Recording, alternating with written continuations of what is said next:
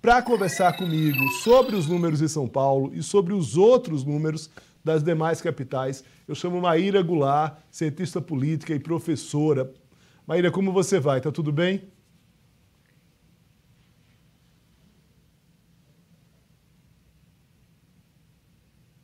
Tudo bem, gente. Desculpa, eu estava mutada. Estou aqui animada com essa pesquisa nova e com as eleições que já estão chegando. Muito bem, professora. Professora, vamos lá.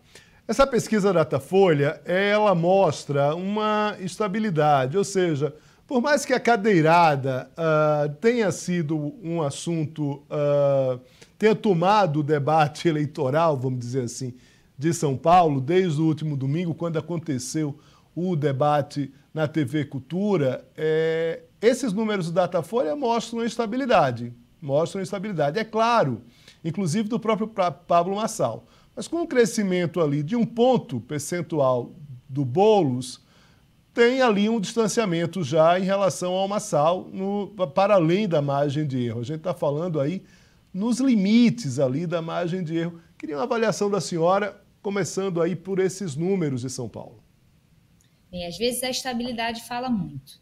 E a estabilidade no Marçal, no caso da pesquisa anterior, não dessa, já revelava um certo limite da estratégia eleitoral dele, que é uma estratégia muito nichada e muito radicalizada. Então, a pesquisa anterior do Datafolha, quando ela mostrou que o Marçal tinha parado de crescer, ela trouxe um dado. Essa pesquisa, ela mostra que o Nunes parou de crescer.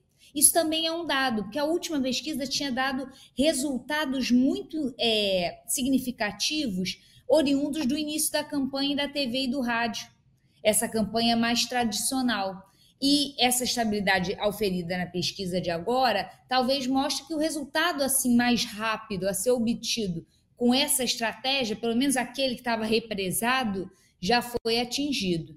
Então agora eu acho que as mudanças vão ser talvez menos mediadas, né, pela TV e pelo rádio, então vão ser menos intensas do que o crescimento que o Nunes obteve na última pesquisa, e acho que a disputa se coloca entre os dois candidatos.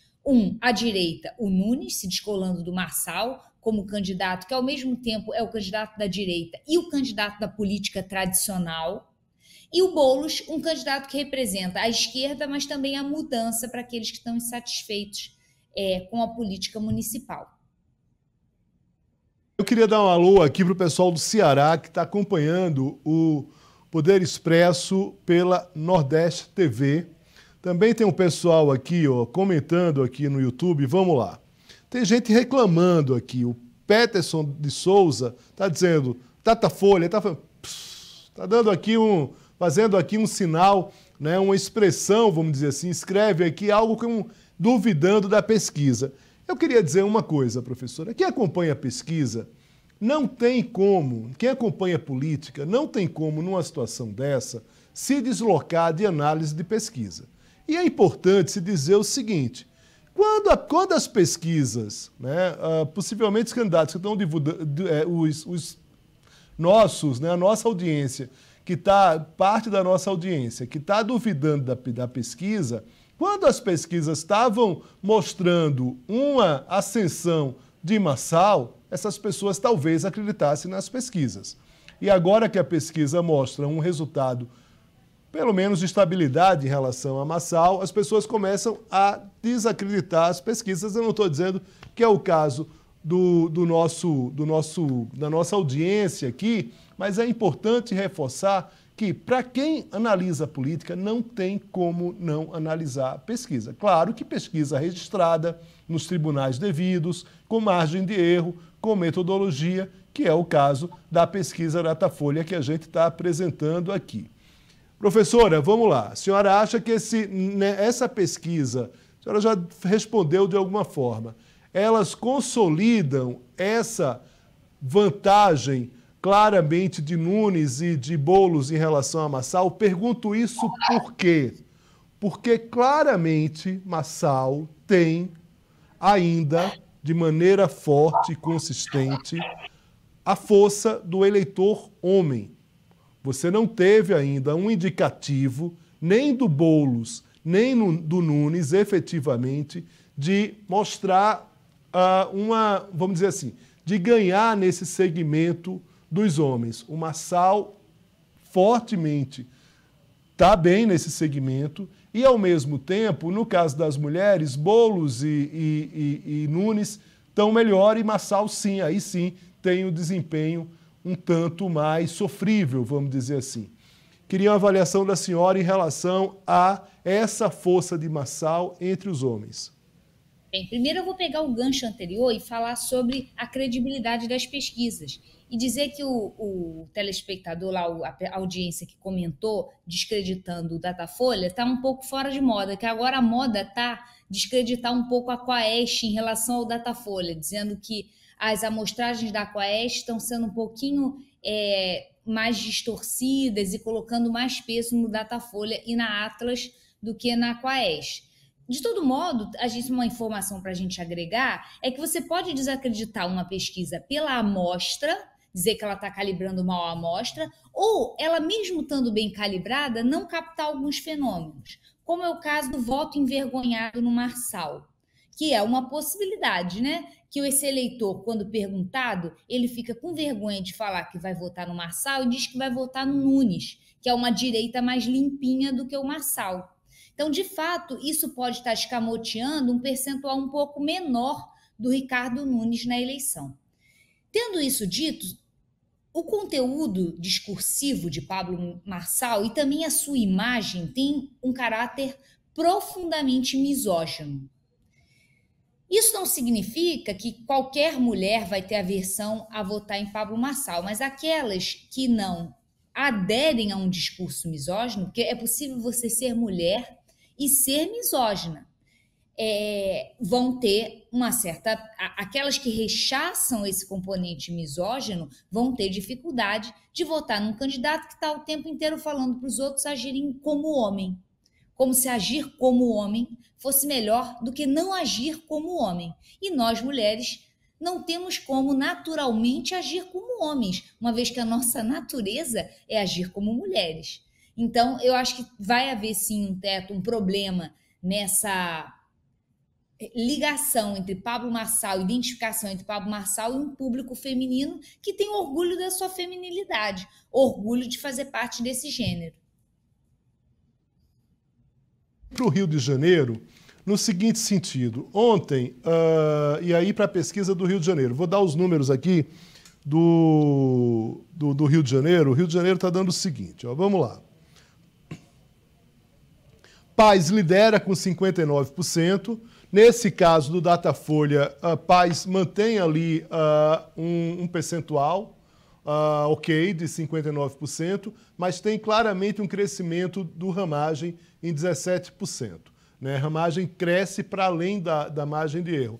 Na Quest de ontem, o Ramagem cresce e o Paz cai para além da margem de erro. Tá certo? Então, assim, a impressão que eu tenho, analisando a pesquisa do Rio de Janeiro, é que é um cenário preocupante para Eduardo Paes. Não preocupante de no limite ou coisa parecida, mas a partir do momento que você tem um crescimento do Ramagem e uma queda verificada ontem na Quest, e mesmo a manutenção hoje desse percentual na Folha, é uma eleição que não está tão garantida como, por exemplo, a do João Campos no Recife, que vem aumentando dia a dia o percentual. A questão aqui que eu vou falar para a senhora, também para analisar o Rio de Janeiro, é cabo eleitoral. Eu acho que existe uma discussão ainda muito frágil em relação à força do Tarcísio como cabo eleitoral em São Paulo. Por quê? Porque o Tarcísio ainda, na minha avaliação, não se consolidou como um político para fora da bolha bolsonarista e para fora do próprio mentor dele, que é o ex-presidente Jair Bolsonaro. Esse ex-presidente Jair Bolsonaro, no caso do Rio de Janeiro, mostra uma força importante em relação a esse candidato dele, que é o Ramagem. Estou considerando o seguinte, queria a avaliação da senhora. Acho que o ex-presidente Jair Bolsonaro, neste caso, tanto do Ricardo Nunes, quanto, principalmente em relação à semana passada, Enquanto no Rio de Janeiro, esse ex-presidente como cabo eleitoral ainda mostra força e não pode ser desqualificado nessa campanha eleitoral. Queria a avaliação da senhora. Duas analogias você fez, né? Entre Paz e a situação no Recife, né? Entre a situação do Rio de Janeiro e a situação do Recife.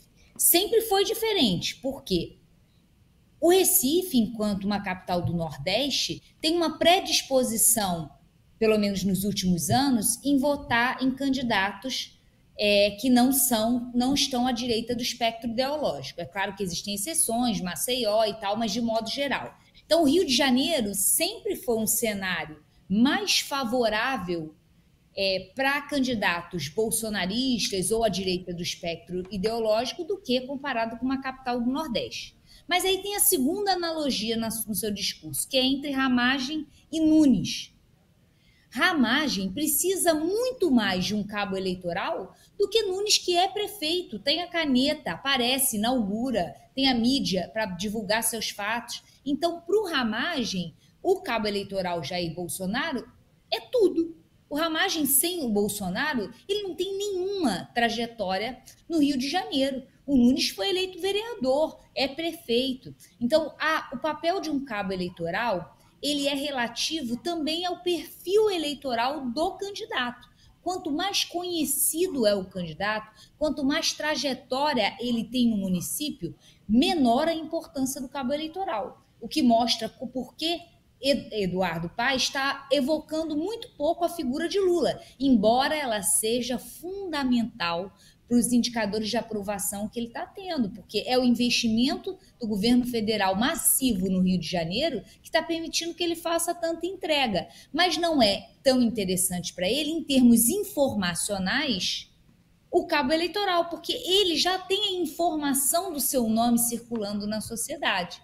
E aí, associar-se a um cabo eleitoral só aportaria maior rejeição. Diferentemente de Ramagem, que não tem o seu nome circulando na sociedade. Então, para informar a sociedade seu nome e seu número de candidato, ele precisa desse atalho cognitivo que é o cabo eleitoral, no caso, Jair Bolsonaro. Professora Maíra Goulart, queria agradecer muito aqui a sua participação. Queria fazer um convite, professora. Amanhã, a partir das 10 horas da manhã, o SBT News começa aqui um aquecimento para o debate entre os candidatos de São Paulo. O SBT vai transmitir, mas a nossa transmissão, a SBT TV vai transmitir, mas a nossa transmissão aqui no YouTube, aqui no SBT News, começa oficialmente às 10 horas da manhã. A senhora e nossa audiência estão convidadas. Muito obrigado aqui pela presença mais uma vez. Bom trabalho para a senhora. Eu que agradeço e desejo boa tarde a todos.